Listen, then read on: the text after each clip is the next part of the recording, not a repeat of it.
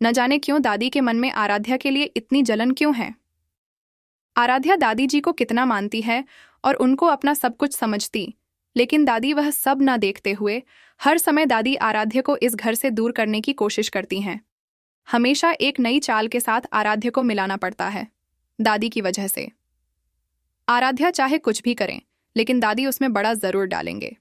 इस बार दादी ने सारे पर कर दी थी। वह न जाने क्यों अपनी ही घर की बहू को एक अनजान आदमी से कहकर किडनैप करती हैं। आराध्या को किडनैप करने के लिए उसे आदमी को दादी ने बहुत बड़ी रकम दी थी अपनी बहू को किडनैप करने के लिए। लेकिन स्टेज पर कार्यक्रम चल रहा था और जैसे ही आराध्या की एंट्री होनी थी, लेकिन आराध्या जैसे ही स्टेज पर नहीं आती है तो सब लोग घबरा जाते हैं और कहने लगते हैं कि सीता माता क्यों नहीं आ रही हैं। वैसे सब लोग आधे को खोजने लगते हैं। जिस व्यक्ति ने इसे किडनैप किया था प्रथम और ओमकार जी से पकड़ लेते हैं और कुर्सी से बांध देते हैं। आराध्या को किडनैप करने की वजह से प्रथम बहुत गुस्सा आता है, उसे आदमी को बहुत मार देता है, इसलिए वह आदमी वहीं पर बेहोश हो जाता है। बेहोश होने के कारण उसे पूछताछ नहीं होता है, लेकिन वहां के लोग, वहां कर्मचारी लोग पुलिस को भुला देते हैं। ओमकार जी कहते हैं कि हम इसे कड़ी से कड़ी सजा देंगे, जिसकी वजह से दोबारा किसी को किडनैप करने लायक ना रहे। लेकिन जैसे ही ओमकार और प्रथम चले जाते हैं, वहां से दादी स्वाधीन को छुड़ा देता है और कहती हैं कि तुमने इतनी बड़ी गलती की है जिसके बारे में हम सोच भी नहीं सकते थे। अब जल्दी से यहाँ से चले जाओ, नहीं तो यह लोग तुम्हें पुलिस के हवाले कर देंगे और यहाँ पर देखना मत।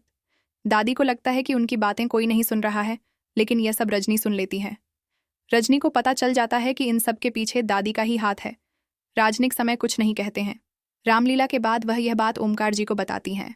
यह बात सुनते ही ओमकार जी के पैरों तले जमीन जैसे फिसल जाती है।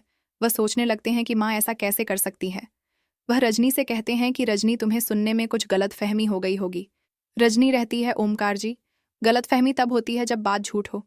आप बताइए, अच्छा आपने उसे बांध के रखा था तो वह आदमी कहाँ चला गया और उसे किसने छोड़ा। ये बात सुनने के बाद ओमकार को भी लगता है कि रजनी जी सही कह रही हैं। ये सब बात सुनने के बाद ओमकार जी आप बुरा हो जाते हैं। वह उसे टाइम कुछ नहीं कहते। सारा कार्यक्रम खत्म होने के बाद जैसे ही सारे घर वाले मित्र भवन पहुंचते हैं, ओमकार जी पूछते हैं, माँ, आराध्या को गायब करवाने में किसका हाथ था। दादी एक वक्त के लिए पूरा स्तंभ हो जाती हैं। अब दादी सो रही थी कि ओमकार को यह बात कैसे पता चली, लेकिन फिर भी दादी कहती हैं कि बेटा, हमें कैसे पता होगा कि राधा को किसने किडनैप किया था और क्यों किडनैप किया था। ओमकार जी कहते हैं, माँ, आप इतने भोले ना बनो, आपको पता है कि आराध्या को किसने किडनैप कराया था और क्यों। दादी जी कहती हैं, नहीं बेटा, हमें नहीं पता। उनका जी कहते हैं, माँ, सही सही बोलिए, आप अपने राधा को किडनैप क्यों करवाया था। यह पास सुनते ही दादी के पैरों तले जमीन खिसक जाती है। सारे घर वाले भी हैरान हो जाते हैं कि ओमकार जी ऐसा कैसे कह सकते हैं। और इतने प्रथम कहता है, पापा, ये आप क्या बोल रहे हो दादी के ऊपर, इतना इल्जाम कैसे आप लगा सकते हो। ओमकार जी कहते हैं, ये बस सही है माँ, अपनी गलती स्वीकार कीजिए कि आप नहीं आराध्य को किडनैप करवाया था।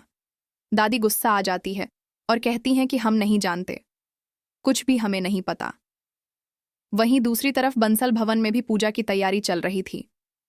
दादी जी गोरी दीदी को कथा सुना रही थीं।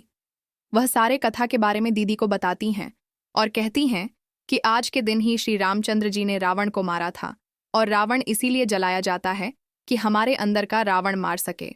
और वैसे ही दादी गोरी हो गए थे कि सारे घर वालों को बुलाओ, पूजा का समय हो गया है। गोरी सारे घर वालों को बुलाती है, सारे घर वाले आ जाते हैं। लेकिन उतने में दादी कहते हैं कि आज जग्गू हमारे साथ होता तो कितना अच्छा रहता। बहुत बड़ा विशाल पुतला होता है। वह दादी पूछते हैं कि इसमें क्या है, तो चाचा जी कहती हैं कि इसमें रावण की मूर्ति है, पूजा के बाद हम लोग इसे जलाएंगे।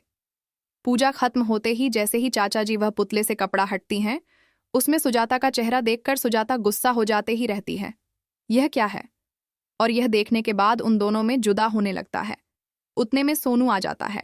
सोनू अपने चेहरे पर चश्मा लगाया होता है। सारे घर वाले कहते हैं कि तुमने अपने चेहरे पर चश्मा क्यों लगाया।